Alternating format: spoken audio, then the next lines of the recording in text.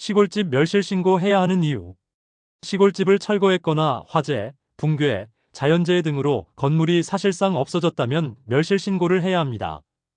멸실 신고는 단순한 행정 절차가 아니라 실제로 존재하지 않는 건축물을 공적장부에서 정리하는 중요한 과정입니다. 왜 멸실 신고를 해야 할까? 첫째, 건축물 대장과 실제 현황을 일치시키기 위해서입니다. 건물이 이미 없어졌는데 건축물 대장에는 그대로 남아있으면 행정상으로는 아직 건물이 존재하는 것으로 보이게 됩니다. 이 상태가 계속되면 각종 서류 발급, 토지 활용, 추후 건축 인허가 과정에서 불필요한 혼선이 생길 수 있습니다. 둘째, 재산 관계를 명확하게 정리할 수 있기 때문입니다. 시골집은 오래된 빈집이나 방치 건축물인 경우가 많아 실제로는 사용하지 않더라도 공부상 건물이 남아있는 경우가 많습니다. 이런 상태에서는 토지 매매, 상속, 증여, 개발, 신축 추진 시 서류상 문제가 생길 수 있습니다. 멸실 신고를 통해 건축물 대장을 정리해두면 이후 토지 관련 업무를 훨씬 수월하게 진행할 수 있습니다. 셋째, 불필요한 행정상 부담을 줄일 수 있습니다.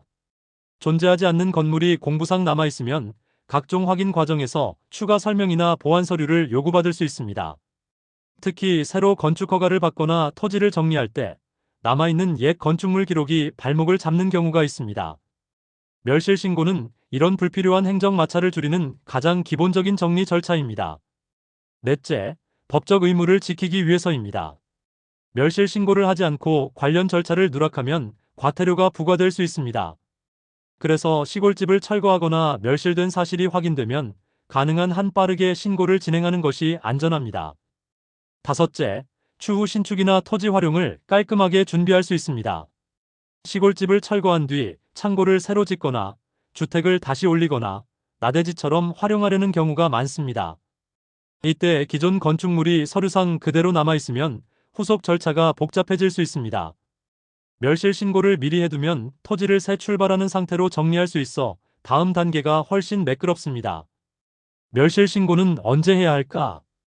건축물이 멸실된 뒤에는 정해진 기간 안에 신고해야 합니다.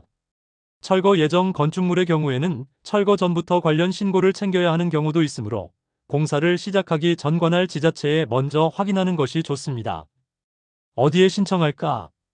보통 시청, 군청, 구청의 건축 관련 부서에 신청하며 온라인 민원 시스템을 통해 접수할 수 있는 경우도 있습니다. 지역에 따라 준비 서류나 처리 방식이 조금씩 다를 수 있으니 관할 행정기관에 확인하면 가장 정확합니다. 정리하면 시골집 멸실 신고는 건물이 없어졌으니 서류도 정리하는 절차라고 생각하면 쉽습니다. 하지 않으면 건축물 대장과 실제 현황이 달라져 각종 행정 절차에서 문제가 생길 수 있고 경우에 따라 과태료 부담도 생길 수 있습니다. 반대로 미리 신고해두면 토지 정리, 매매, 상속, 신축, 인허가까지 훨씬 깔끔하게 이어집니다. 시골집을 철거했거나 이미 무너져 없어진 상태라면 멸실 신고는 꼭 챙겨야 하는 정리 절차입니다.